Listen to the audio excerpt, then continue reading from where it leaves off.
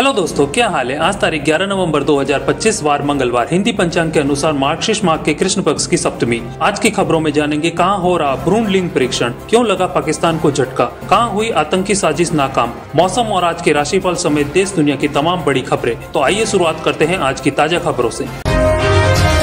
बिहार विधानसभा चुनाव के दूसरे फेज की 122 सीटों पर वोटिंग आज हो रही है। मतदान सुबह 7 बजे से शुरू हो गया है, जिसके लिए 45,399 बूथ बनाए गए हैं। 122 सीटों पर 1302 उम्मीदवार मैदान पर है। विधानसभा चुनाव का रिजल्ट 14 नवंबर को आएगा। पहले फेज में रिकॉर्ड 65% वोटिंग हुई थी। वहीं इमामगंज प्रखंड के हैरहज, पथरा और केवलडीह गाँव के मतदाता लगभग 25 साल बाद अपने गाँव में ही मतदान कर रहे हैं। 2001 में आखिरी वोटिंग के बाद से इन तीनों गाँवों के लोग वोट नहीं डाल पा रहे थे। दरअसल नक्सलियों के कारण प्रशासन ने इन गांवों का पोलिंग बूथ 10 से 12 किलोमीटर दूर सलैया बना दिया था। दूरी और ट्रांसपोर्ट की कमी के चलते ग्रामीण वहां तक नहीं पहुंच पाते थे, जिससे लोग वोटिंग से वंचित रह जाते थे। अमेरिकी शटडाउन के चलते फ्लाइट सर्विस ठप, 2800 फ्लाइट्स रद्द, 10,000 से ज्यादा में देरी। अमेरिका में अब तक के सबसे लंबे सरकारी शटडाउन का असर अब उड़ानों पर भी दिखने लगा है। आपको बता दें कि अमेरिकी शटडाउन तब होता है जब अमेरिकी संसद सरकारी खर्च के बिलों को समय पर पास नहीं करती है, जिससे सरकारी एजेंसियों के पास धन खत्म हो जाता है और गैर जरूरी सेवाएं बंद करनी पड़ती है।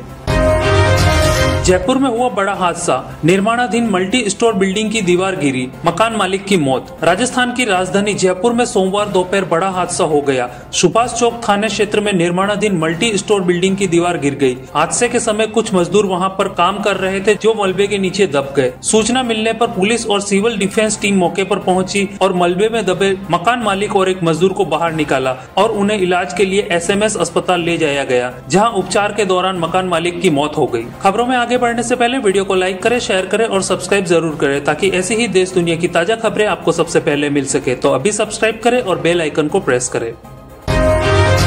पाकिस्तान को बड़ा झटका, पख्तूनख्वा के इलाकों पर किया कब्जा। इस्लामाबाद, तारीख-ए-तालिबान पाकिस्तान TTP ने खैबर पख्तूनख्वा के कई इलाकों पर अपनी पकड़ मजबूत कर ली है, जिसने सार्वजनिक रूप से भारी हथियारों का प्रदर्शन किया और बन्नू वजीरिस्तान सीमा पर कई चौकियां भी स्थापित की है। इससे खैबर पख्तूनख्वा में पाकिस्तानी सेना को बड़ा झटका लगा है।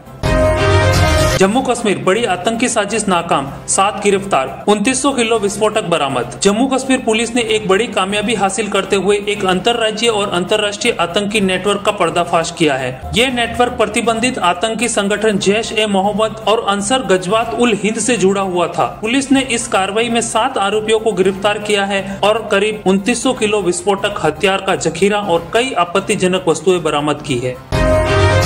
देश भर में 50 लाख से अधिक युवाओं ने किया भारत युवा नेता संवाद 2026 क्विज में भाग लिया। 1 सितंबर से 31 अक्टूबर तक माई भारत और माई गांव प्लेटफॉर्म पर संयुक्त रूप से आयोजित विकसित भारत युवा संवाद VBYLD 2026 क्विज में 50 लाख से ज्यादा युवाओं ने हिस्सा लिया, जो पिछले इसके संस्करण के 30 लाख प्रतिभागियों के रिकॉर्ड भागीदारी को पार कर गया है। देश के सभी 28 राज्यों में 8 केंद्र शासित प्रदेशों के युवाओं ने इस पहल में भाग लिया और विकसित भारत 2047 के एक विजन के प्रति अपनी उत्साह की पुष्टि की।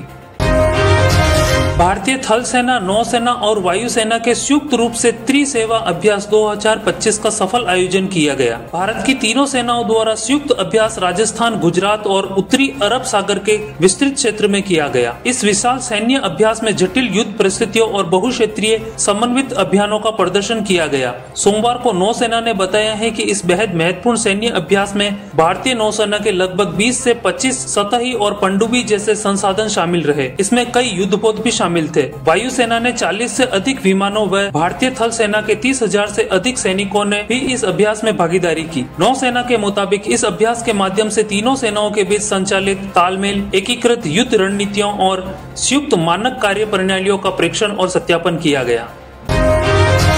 राजस्थान में नेपाल से खरीदकर लाया पोर्टेबल अल्ट्रासाउंड मशीन, 200 से ज्यादा भ्रूण लिंग जांच, 7 बार हुई गिरफ्तारी, पुलिस ने अब 8वीं बार पकड़ा। हरियाणा और राजस्थान की संयुक्त PCBNDT टीम ने रविवार देर शाम कार्रवाई करते हुए भ्रूण लिंग परीक्षण के आरोप में अवधेश पांडे को गिरफ्तार किया है। आरोपी पर दोनों राज्यों में पहले से 7 मामले दर्ज है। यह उसकी 8वीं गिरफ्तारी है। टीम ने खेतड़ी नगर थाना क्षेत्र में बड़ाऊ गाँव में दबिश देकर यह कार्रवाई की। मौके से आरोपी को पोर्टेबल अल्ट्रासाउंड मशीन के साथ पकड़ा गया है, जबकि उसका साथी सत्येंद्र 23,000 रुपए लेकर गायब हो गया।